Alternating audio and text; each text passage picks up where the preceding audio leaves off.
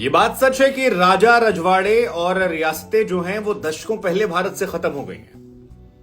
लेकिन उत्तर प्रदेश के प्रतापगढ़ में अगर आप जाएंगे तो वहां पर उस राजा रजवाड़े और रियासत का एहसास आपको वहां की जनता करा देगी अपने राजा रघुराज प्रताप सिंह उर्फ राजा भैया के नाम से। ये कहा जाता है कि ये देश की सियासत जो है यूपी से चलती है और यूपी की सियासत में राजा भैया वो नाम है जो सबके लिए जरूरी है। मसलन बसपा छोड़ के कोई ऐसा राजनीतिक दल नहीं है जिसके लिए वो जरूरी ना रहे और जिसके वो करीबी ना रहे हो। हालांकि एक छवि उनकी बाहुबली रॉबिन हुड जनता के राजा भैया की है, तो दूसरी छवि उनकी उस व्यक्ति की है जिसे सियासत का बाहुबली कहते हैं, जिस पर हत्या की कोशिश करने, किडनैपिंग, लूट, घोटाले और तमाम तरह के आरोप जो हैं वो लगे हुए हैं। उनके तालाब के मगरमच्छ की कहानियां जो हैं वो खूब प्रचलित रही और उनसे दुश्मनी करने वाले का हश्र जो है वो भी चर्चा के केंद्र में रहा है। लेकिन फिलहाल राजा भैया चर्चा में है अपनी पत्नी से विवाद को लेकर। वो पत्नी जिसके साथ कहा जाता है बीते कुछ सालों से वो रह नहीं रहे थे और अब अर्जी दी जा रही है अलग होने की, क्योंकि पत्नी ने छोटे भाई पर गंभीर आरोप लगाए थे। तो हमें लगा कि आज चर्चा करते हैं रघुराज प्रताप सिंह उर्फ राजा। वो तारीख 31 अक्टूबर साल 1967 थी जब कोलकाता में रघुराज प्रताप सिंह का जन्म हुआ। रघुराज प्रताप सिंह जिनके पिता प्रतापगढ़ की भदरी जो रियासत है उसके उत्तराधिकारी थे, इस वजह से चांदी की चम्मच जो है उसे लेकर वो पैदा हुए। दबंगई जो है वो थोड़ा खून में है, इसलिए क्योंकि पिताजी जो हैं वो भी दबंग रहे हैं। उदय प्रताप जी उनका नाम है और इंदिरा गांधी के शासनकाल में खास तौर पर खूब सारी सुर्खियां उन्होंने बटोरी। उनका भी एक अपना अलग अंदाज है जिसको वहां के लोग जो जानते हैं वो समझते हैं। लेकिन उदय प्रताप जी जो हैं वो उनकी रियासत प्रतापगढ़ जो है वो कांग्रेस की पारंपरिक सीट रायबरेली के काफी करीब है और यही वजह है कि रायबरेली के चलते प्रतापगढ़ सीट पर काफी नजर जो है वो रखी जाती थी। इंदिरा गांधी जी के शासनकाल में कहा जाता है कि उदय प्रताप जी ने एक बार ये जो उनकी सीट है, इलाका जो उनका है राजपाट वाला था, इसको उन्होंने एक अलग राज्य घोषित कर दिया। अब उन्हें राजा महाराजा वाला फील लेके राज्य घोषित कर दिया और 1974 में जब ये कहानी इंदिरा गांधी तक पहुंच गई तो इंदिरा गांधी ने सेना की एक टुकड़ी जो है वो प्रतापगढ़ में भेज दी। इसके बाद जो कुछ हुआ उसे न राजा भैया भूले और न उनके पिताजी भूले और यही वजह है कि सपा और भाजपा से करीबियां तो रही लेकिन कांग्रेस से दूरी रही।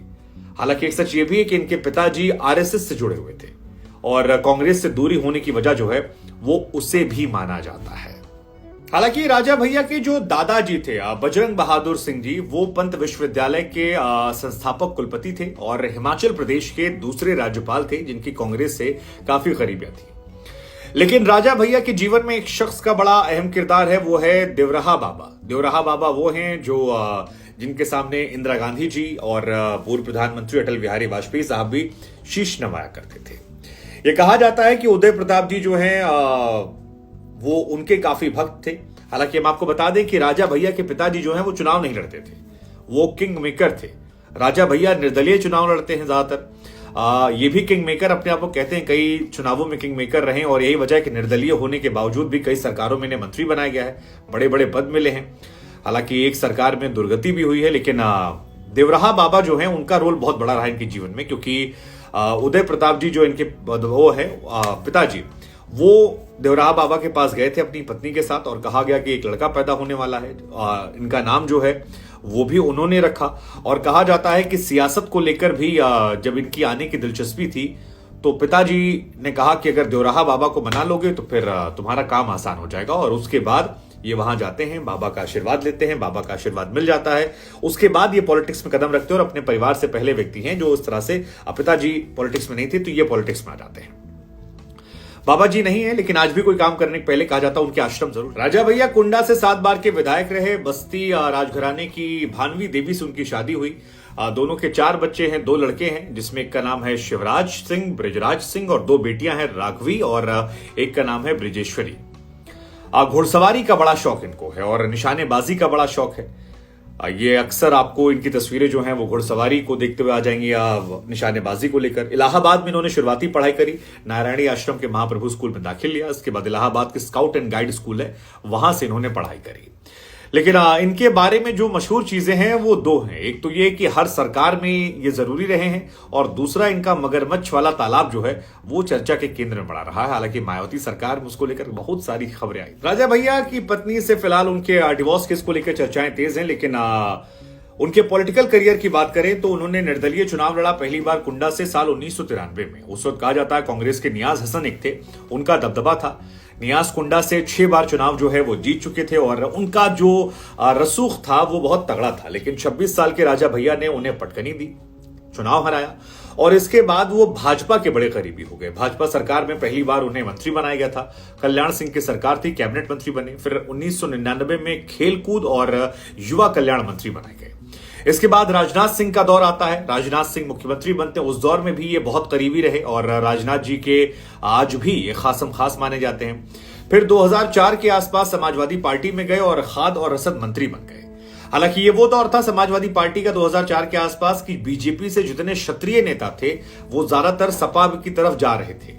कई सारे गए लौट आए, जैसे गोंडा से एक सांसद हैं ब्रजभूषण शरण सिंह, कैसरगंज से वो भी गए थे सपा में, बाद में लौट आए।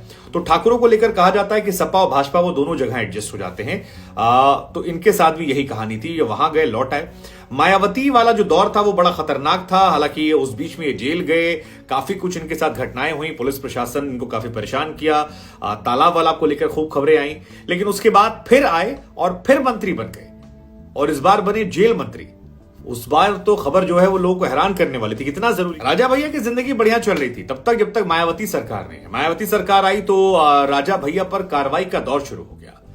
ये कहते हैं कि गेस्ट हाउस कांड में राजा भैया की अहम भूमिका थी और मायावती उसी बात से इतनी खफा थी कि एक एक करके सबसे बदला ले रही थी। राजा भैया के ऊपर झांसी के एक पूर्व विधायक हैं पूरन सिंह बुंदेला, उनके अपहरण का आरोप लगा। पोटा के तहत कार्रवाई हुई और 2.5 साल तक राजा भैया को जेल में रहना पड़ा। इसी दौरान उनके घर पर, उनकी जो हवेली है वहां पर छापेमारी हो जाती है और जबरदस्त तरीके से कोठी में छापेमारी हुई। बेती कोठी है। कहा जाता है कि उस दौरान बड़े नरकंकाल हड्डियां जो हैं वो उनके यहां पर मिले, हथियार मिले। उनके आंगन में दरअसल एक तालाब बना है और उसमें वो कहते हैं कि नरकंकाल, हथियार और बहुत सारी चीजें जो हैं वो मिली। और इसी रहस्यमय तालाब को लेकर बड़ी कहानियां हैं। एक कहानी तो लालू जी को लेकर भी है कि एक बार राजा भैया पूर्व प्रधानमंत्री चंद्रशेखर जी के पास पहुंचे और उनसे मिलने पहुंचे थे। तभी लालू जी भी पहुंच गए। तो लालू जी ने पूछा कि ये वही राजा भैया हैं जो तालाब खोले जहां मगरमच्छ पाला गया है। मतलब ये कहा जाता है कि उस मगरमच्छ वाले तालाब में राजा भैया जिसको पसंद नहीं करते उसको डलवा देते थे कि एक बार में 100 की सीधी बात, ना रहेगा बांस ना बजेगी बांसुरी, कुछ जाना पहचाना निकलेगा नहीं। ऐसा उनके ऊपर आरोप लगता है। ऐसी बड़ी कहानियां हैं कि उसी तालाब को लेकर सारा खेल चलता है और वो तालाब का खौफ इतना ज्यादा है कि दूर दराज तक, मतलब पत्रकार जाते थे वो सबसे पहला सवाल उसी तालाब को लेकर जो है कि तालाब मतलब वाकई। अब आप इसी से उस तालाब की ख्याति का अंदाजा लगा लीजिए कि राजा भैया के अगर 10 इंटरव्यू होते हैं तो उसमें 9 में तालाब वाला सवाल सबसे पहला होता है। बिहार के पूर्व मुख्यमंत्री लालू यादव तक वो तालाब की खबरें पहुंच गई थी और जैसा कि हमने आपको किस्सा बताया कि लालू जी चंद्रशेखर जी के साथ बैठे थे। बाद में राजा भैया जब आए और चंद्रशेखर जी इनको अंदर लेकर गए तो कहा जाता है कि लालू यादव ने राजा भैया को बुलाया और कहा, जी क्यों जी, ये जो तालाब में मगरमच्छ पाले हो ये सही खबर है या फर्जी खबर है। कहा जाता है कि राजा भैया जो है इसके बाद हंस पड़े। जवाब तो कुछ नहीं दिया लेकिन हंस पड़े और इस हंसी में बड़ी सारी कहानियां छिपी। हालांकि एक इंटरव्यू मुझे याद है जिसमें राजा भैया से ये सवाल पूछा गया था और राजा भैया ने उसमें जवाब ये दिया था कि यार उसके पीछे शायद नदी वदी कहीं है और वहीं से कुछ जानवर जो हैं वो चले आते हैं। कितनी सच्चाई, कितनी फसाना, कितनी कहानी वो हम आप पर छोड़ देते हैं। लेकिन राजा भैया के ये तालाब और मगरमच्छ की कहानी जो है ये बहुत वायरल होती है जबरदस्त तरीके से। हालांकि 2010 के आसपास फिर राजा भैया जो हैं वो जेल में गए थे। मायावती की सरकार थी, उस दौरान उनको फिर जेल होती है, फिर आते जाते रहते हैं ये। 2011 में बाहर आए लेकिन 2012 में जब अखिलेश की सरकार आई तो फिर मंत्री बना दिए गए।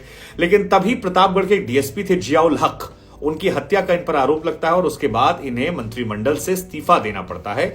राजा भैया उसके बाद फिर ये तय करते हैं कि बहुत हो गया यार सियासी पार्टियों से जुड़ना जुड़ाना, अब नहीं होगा। सीबीआई की जांच हुई, हालांकि सीबीआई ने क्लीन चिट इनको दे दी थी। उसके डीएसपी जियाउल हक की पत्नी ने मामले की याचिका दी थी जिसके बाद सीबीआई जांच होती है। इस पूरे मामले को लेकर राजा भैया को क्लीन चिट मिल जाती है। फिलहाल उन पर 47 से अधिक मुकदमे जो हैं वो दर्ज हैं।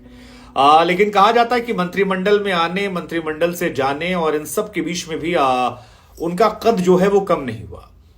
हालांकि अखिलेश सरकार से उनकी रंजिशें जो हैं वो थोड़ी बढ़ी हुई हैं।